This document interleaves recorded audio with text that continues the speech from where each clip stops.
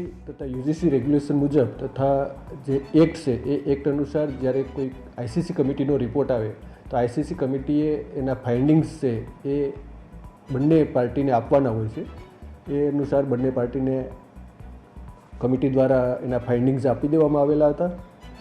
એમાં જોગવાઈ મુજબ 30 દિવસમાં બોથ પાર્ટી છે એ એમાં અપીલ ફાઇલ કરી શકે તે અનુસાર ડૉક્ટર એસ.ડી. પંચાલ દ્વારા એની અપીલ ફાઇલ કરવામાં આવી છે.